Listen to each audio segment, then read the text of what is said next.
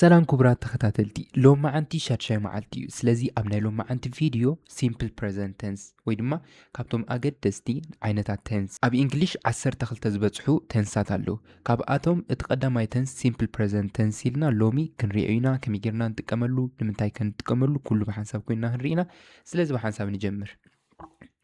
اوكي مجمر تا simple present tense لمنتاي نتكملو انتهلنا كم ستريو بزرزيرة يوزلوهو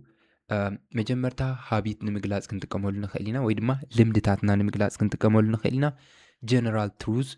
حقتات نمجلاس كنت كمول نخلينا states مالسي كمزي سمعيتات عينتو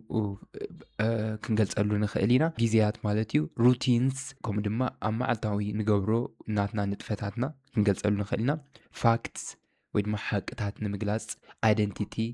identity ንምግላጹን ክንጥቀመሉና እዞም ኩሎም እንታዮም ብሓንሳብ ቀሲልና ክንሪኦም ኢና ሕጂ ዘገድስ ኣይኮነን ስለዚ መጀመርታ ከም ዝበልኩም simple present tense ወይ ድማ present simple tense ሓደ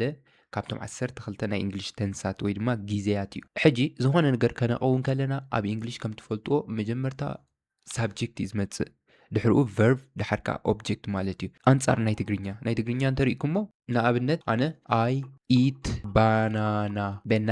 እንድሕር ዳ ኢለ ከም ዝትሪእዎ ዘለኹም እዚ በዓል ቤት እዩ ወይ ድማ subject ይበሃል subject eat verb እዩ ግስ ይበሃል ማለት እዩ እዚ ድማ object ኦኬ ወይ ድማ ተሳሓቢ ንብሎ ናው ሕጂ እንታይ እስኪ ብትግርኛ ክኾን ከሎ እንታይ ይኾን ኣነ ባናና በሊዐ ሕጂ ከም ዝትሪእዎ ኣነ subject ወይ ድማ በዓል ቤት እዩ ምሽሎ በዓል ቤት እዚ ሕጂ subject ንብሎ ማለት እዩ እንድሕር ዳ ባናና ኢልናኻ ኦብጀክት ይሆናሉ ማለት እዩ ወይ ድማ ነገር እዩ ማለት እዩ እቲ ዝፍጸሞ ዘሎ ኣካል ባናና እዩ ዝብላዕ ዘሎ ምሽሎ ስለዚ I ate banana ኣነ ባናና በሊዐ ስለዚ እዚ ከም ኦብጀክት ንሓስቦ ኢና ወይ ድማ ከም ተሳሓቢ ንበሎ ኦኬ then በሊዐ ኸኣኒ እቲ ግሲ ይሆናሉ verb ወይ ድማ ግሲ ንምንታይ ምፅዮ እዚ እንተልኩም እኒ እቲ ናይ ኦርደር ክዛረብ ስለደለኹ ኣብ እንግሊሽ subject verb object ኣለና ኣብ ትግርኛ ክኸውን ከሎ ግን ኣነ ባናና በሊዐ subject ብዘለና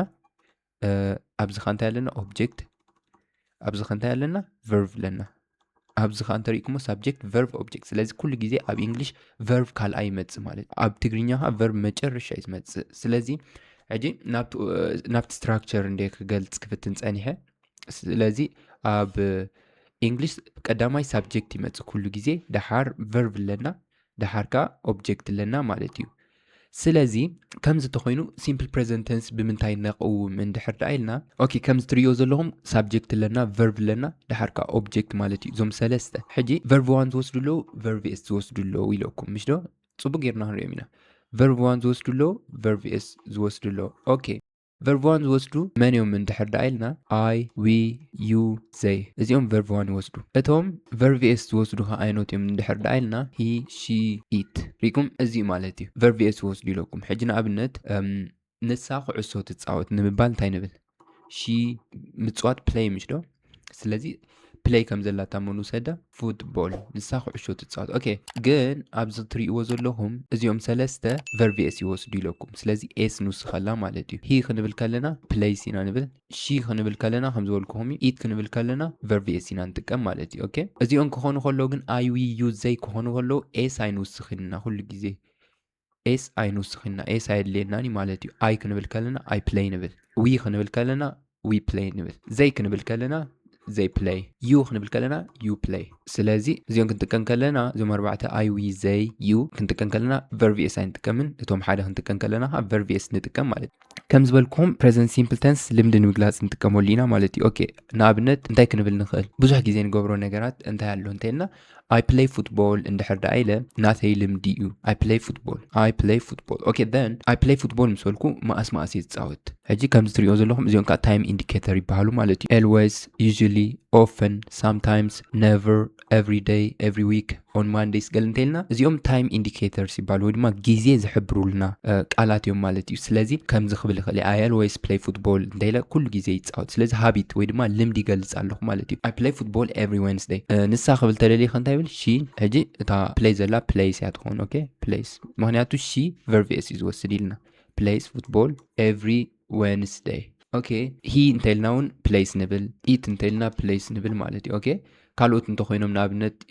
you play ንብል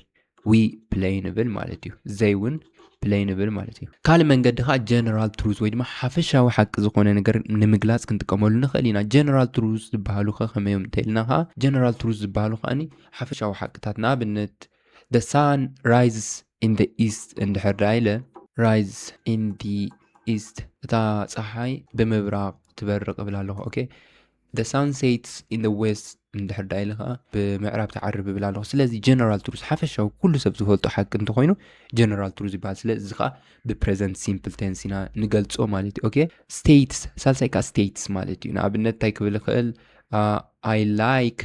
banana እንድሕር ዳኢለ ይፈቱ መፍታዊ ሕጂ ስምዒት እዩ ወይ ዝጭበጥ ነገር ኣይኮነን she loves him እንድሕር ዳኢለ ንሳ ንዑ ትፈትዎ ስለዚ ንዑ ተፍቅሮ ማለት እዩ ሶ እዚኦም ከዓ states ይበሃሉ states ንምግላጽ ንጥቀመሎም ማለት እዩ time tables ከኣኒ ከምዚ I always wake up at 6 a.m. ክብል ይኽእል ሶ I always ከም time indicator ካብዚ ወሲደያ ማለት እዩ I always wake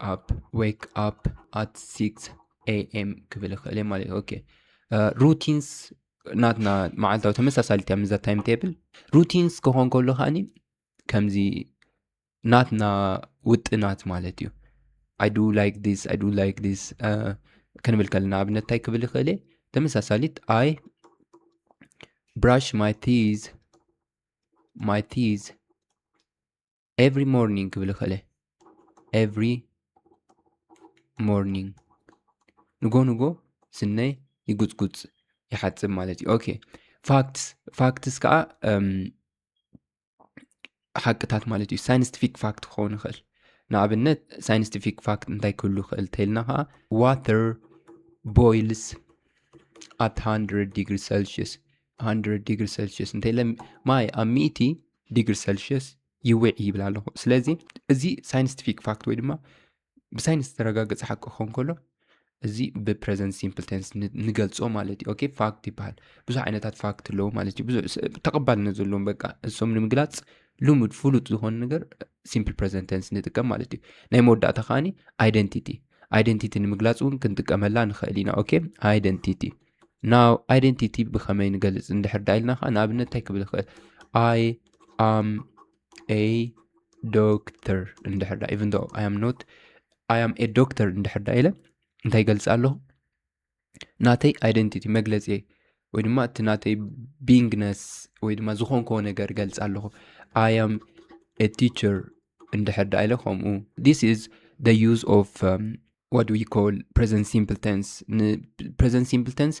እዚ ጥቕሙ ማለት እዩ ኦኬ ጋይስ I think you have understood me ተረዲእኩም ንኽትኮኑ ተስፋ ገብር ከም ዝበልኩም simple present tense ንምንታይ ንጥቀመሉ ተልኩምኒ ሃቢት ልምድታትና ንምግላጽ general truths ሓቂ ዝኾነ states ወይ ድማ ስምዒታት time tables ጊዜያት ማለት እዩ routines ናትና ውጥናት ፋክት ሓቅታት ዝኾኑ identity መግለጺ ናትና እውን ክንጥቀም ንኽእል ማለት እዩ ኦኬ ካልእ ተወሳኺ እዚኦም ከዓ time indicator ይበሃሉ ማለት እዩ ወይ ድማ ንሕና ክንዛረብ ከለና ንኣብነት I always drink water እንተኢለ ኩሉ ጊዜ ኣነ ማይ ሰቲ I usually ከኣኒ ከም ወትሩ I usually go to school እንተኢለ ከም ወትሩ ንትምህርቲ ይኸይድ I often መብዛሕትኡ ጊዜ I often play football እንተኢለ መብዛሕትኡ ጊዜ ኩዕሶ ይጻወት sometimes ከዓ ስሕት ኢለ play football sometimes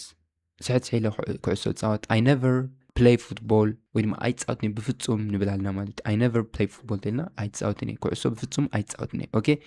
every day I play football every day እንድሕር ዳኢለ መዓልታዊ ይጻወት every week ሰሙን on Mondays እንተኢለ ከዓ ሶኒ ይጻወት ማለት እዩ ኦኬ you see guys ስለዚ ብኸምዚ መንገዲ ክንጥቀመሉ ንኽእል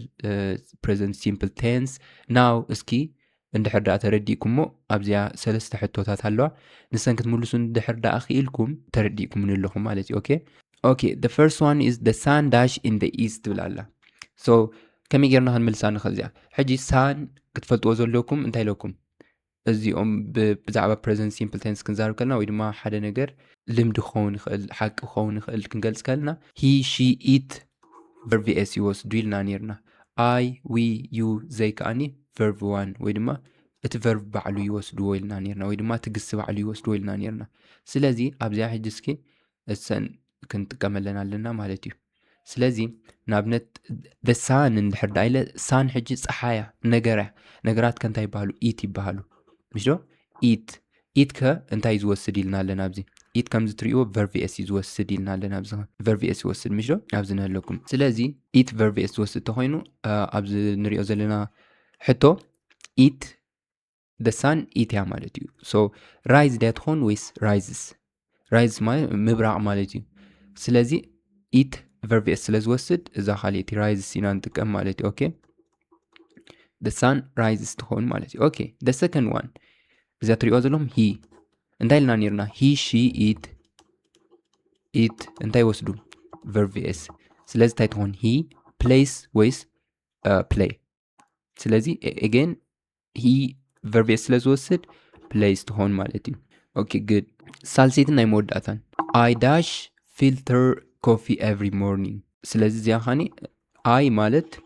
ኣነ ማለት እዩ you know that ስለዚ I ካበየኖት እዩ ካብቶም verb s ዝወስድ ወይስ verb 1 ዝወስድ ምስተዋዕል ስለዚ ከም ዝበልናዮ he she it እንታይ ወስዱ verb s እንድሕር ዳኣ ሪእና ኻኒ I we you they እዚኦም ከንታይ ወስዱ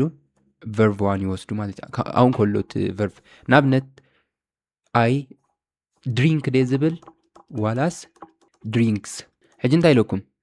I we you they እዚኦም ካብዚኦም ሓደ እንድሕር ዳኣ ንጥቀም ሃሊና verb 1 ይወስድ ካብዞም he she it ንጥቀም እንድሕር ዳኣ ሃሊና ኻ verb s ይወስድ ስለዚ ሕጂ I ካብዚኦም ስለ ዝኾነ verb 1 ይወስድ ስለዚ ታመልስ እንታይ ትኾን drink ትኾን ማለት እዩ verb 1 ጥራይ ክቡራት ተኸታተልቲ ናይ 5ይ መዓልቲ ትምህርትና present simple tense ኣብ ዝወዲእና ኣለና ኣብ ዝቕፅል ይራኸበና ተረዲእኩም ንኽትኮኑ ተስፋ ገብር እንድሕር ዳኣ ዝኾነ ነገር ተማሂርኩም ከኣኒ ላይክ ምግባር ኣይትረስዑ ካልእ ጠቓሚ ቪድዮ ንምስራሕ ሰብስክራይብ ግበሩ ከምኡውን ዝመስለኩም ኣብ ኮመንት ሴክሽን ጻሓፉ ክምልሰልኩም እየ thank you see you next time